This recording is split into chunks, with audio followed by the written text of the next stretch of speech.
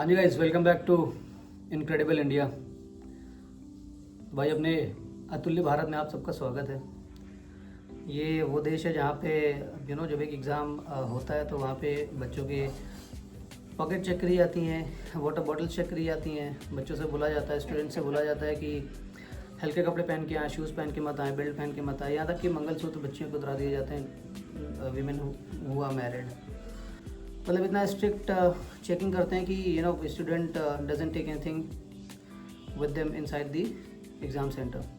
That is fine, वो चीज़ें होनी चाहिए स्पेशली नीट की। तो इसको नेशनल टेस्टिंग एजेंसी NTA इसको कंडक्ट कराती है।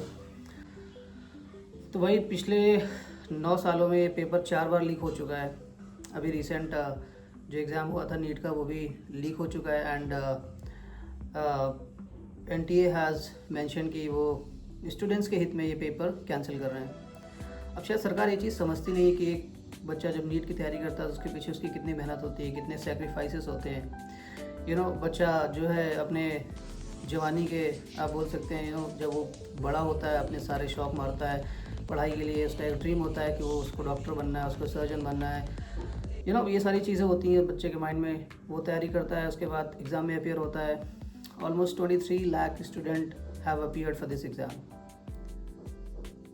23 लाख बच्चों का भविष्य कैंसिल हो गया। हालांकि फिर से एग्ज़ाम करा रहे हैं, बट उन बच्चों को क्या जिन्होंने ऑलरेडी 4 साल 5 साल 6 साल मेहनत करी है, 2 साल से मेहनत करी है, घर परिवार छोड़ के रखा है, कोटा जाते हैं, तैयारी करते हैं, घर परिवार से दूर रहते हैं, बहुत सारी चीज़ें हैं। शायद ये सरकार ये चीज़ समझ नहीं रही है कि मेहनत करके स्टूडेंट जब एक मुकाम पे पहुंचता है, अपना एग्ज़ाम देता है, उसके कुछ सपने होते हैं लेकिन वो मिट्टी में मिला दिए जाते हैं। तो भाई, ये एक बहुत ही बड़ी मिस्टेक है। ये एक बहुत ही बड़ा बच्चों के ऊपर एक प्रेशर है कि एग्ज़ाम कैंसिल होना, पेपर लीक होना। 25-25, 30-30 लाख में क्वेश्चन पेपर बेचे गए। ये जो आप स्क्रीन में अब अगली वीडियो देखेंगे आपको थोड़ा सा आइडिया लगेगा। ये टेलीग्राम का एक चैनल देखो ऐसा जिस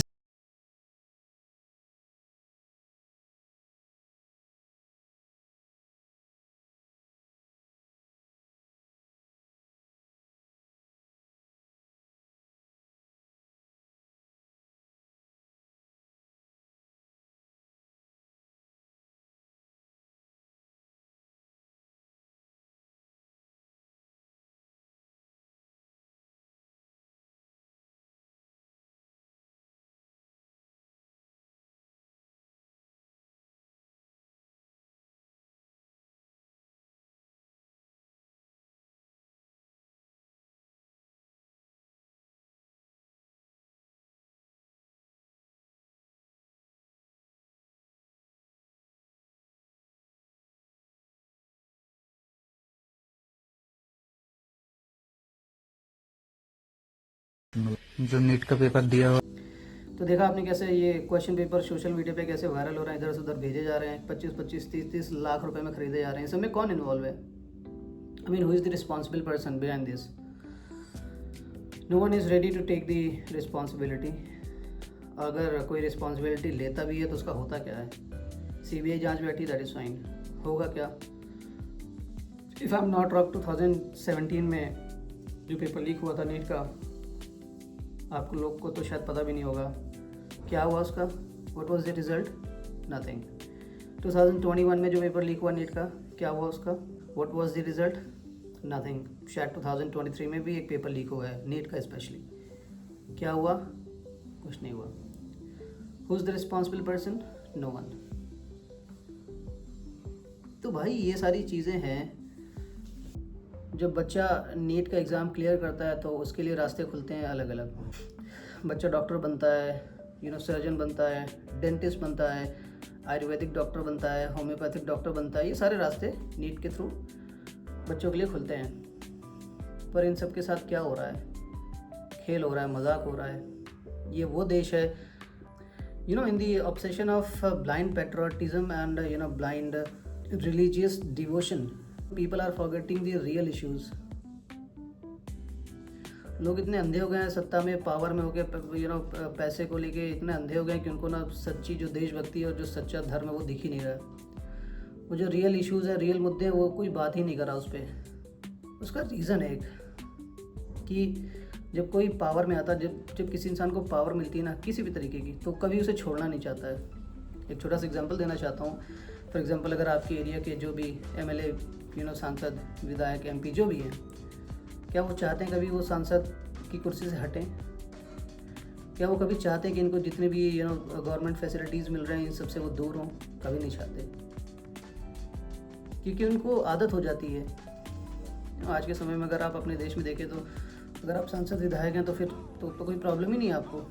आपके बच्चे, आपका पूरा फैमिली बैकग्राउंड, सब कोई अंधाधुंध पैसा कमा रहा है, वो भी उटपटांग तरीके से। आज के समय में जनता मर चुकी है, लोग क्वेश्चन पूछना भूल गए हैं। अच्छा, उसका एक रीज़न ये भी है कि अगर आप अगर आप डायरेक्ट गवर्नमेंट से अगर आप क्वेश्चन पूछते हो किसी पर्टिकुलर पॉलिटिशियन का नाम लेके, तो आपको उठा के जेल में डाल दिया जाता है। अभी रिसेंटली एक प्रयागराज में एक वाक़या हुआ जहाँ पे एक 22 साल के बच्चे को पुलिस उठा के ले गई। तो ये जो कॉन्स्टिट्यूशन में जो राइट टू स्पीच लिखा हुआ है, इसका क्या ही मतलब है? जब आप एक देश में रह के अगर आप अपने हक की बात बोल नहीं सकते हैं, तो उस क्या ही मतलब उस कॉन्स्टिट्यूशन की उस लाइन का? मैं तो ये कहना चाहता हूँ कि जितनी चेकिंग आप स्टूडेंट्स पे लगाते हैं ड्यूरिंग द एग्ज़ाम, उसके पहले जो आप प्री चेक्स करते हैं, उतनी चेकिंग अगर आप बॉर्डर्स पे ये सारी टाइट कर देना, तो ये पुलवामा जैसे हमले ना हो सकें। और ये एक सरकार का काम नहीं, ये सारी सरकारों में ऐसा ही होता है। It's not about BJP, it's not about Congress, it's about all the government, कोई भी हो। आप बताओ, आज़ादी के बाद से, 1947 के बाद से आज 2026 आ गया है, इतने सालों में क्या कभी देश में करप्शन रुक पाया है? क्या देश में कभी रेप रुक पाए हैं? नहीं रुक रहे हैं और ना ही रुकेंगे। गलती इसमें सरकार की नहीं है, गलती इसमें इंसान की मानसिकता की है। जो जिस देश में 80 से 85 करोड़ लोग 5 किलो राशन पे जी रहे हों, सरकार उनको फ्री 5 किलो राशन दाल चावल आटा दे रही हो, उस देश के लोग से आप क्या ही उम्मीद रखते हो? आप बात करते हो मेक इन इंडिया की, क्या बना दिया इंडिया ने? आप आज के समय में जितने भी टेक्नोलॉजीज़ यूज़ कर रहे हैं, जितने भी एआई प्रोडक्ट्स हो रहे हैं, इंडिया ने क्या बनाया है? एक फ़ोन तक नहीं बना पाई। हालांकि पहले कुछ प्रयास करे गए बट नहीं हुए। Why people are using Samsung, why people are using iPhone? वो सब छोड़ो, मेक इन इंडिया की आप बात करते हो। यहाँ पे खुद के पॉलिटिशियंस के अगर आप ऊपर से नीचे तक अगर आप उनका ऑल दी गैजेट्स देखेंगे, एक भी मेक इन इंडिया नहीं होता। बेल्ट से लेके, शूज़ से लेके, फ़ोन से लेके, सब कुछ they are using other for US, Japan, Germany. Car भी आप उठा के देख लो, जो पॉलिटिशियंस की होती हैं, बड़ी बड़ी कार।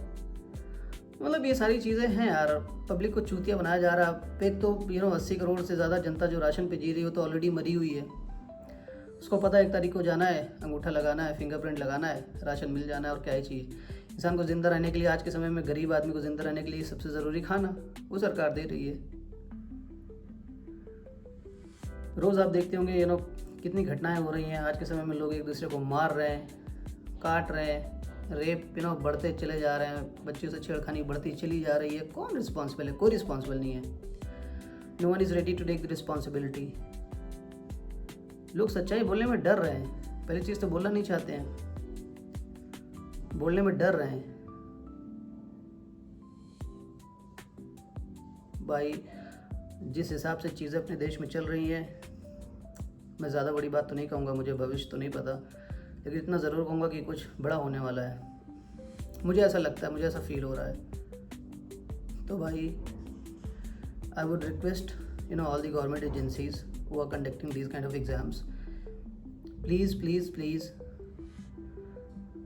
जहाँ 10 रुपये का डाइपर लीक नहीं हो रहा, आप नीट का पेपर लीक कर रहे हैं। और ये आप ही में से कोई कर रहा है, क्योंकि ये जो इतने बड़े एग्ज़ाम के जो पेपर्स होते हैं, ये किसी आम इंसान को तो मिलते नहीं हैं। ये सारे गवर्नमेंट बॉडीज़ के पास ही रहते हैं। तो उन्हीं में से कोई है बहुत बड़े बिजनेसमैन, जो कि बहुत ए कैटेगरी के ऑफिसर्स होते हैं, ग्रेड ए के ऑफिसर्स होते हैं, ये सारे लोग इसमें इंक्लूड हैं। पकड़िए, आप जेल में डालिए, फांसी दीजिए। 23 लाख बच्चों के साथ मजाक खिलवाड़ हो रहा है, आपको मजाक लग रहा है? आप नहीं संभाल पा रहे, फांसी दीजिए इसको जिसको आपने पकड़ा।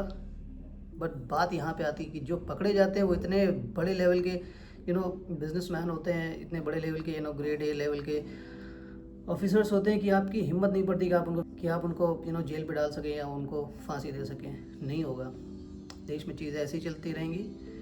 आज़ादी के बाद से भी चीज़ें ऐसी चल रही थी, आज भी चीज़ें ऐसी चल रही हैं और आगे भी चीज़ें ऐसी चलती रहेंगी जब तक कि इस देश की जनता खड़े होके अपने नेता से सवाल पूछना शुरू नहीं करेगी। सवाल पूछो, जेल जाएंगे कितने लोग? जेल जाएंगे क्या आप 100 करोड़ 150 करोड़ लोगों को जेल में डाल देंगे? इम्पॉसिबल। तो भाई please wake up. It's a wake up call for everyone, for all the students. आप लोग का क्या कहना है इसके बारे में? Please drop a comment and thank you so much for watching this video.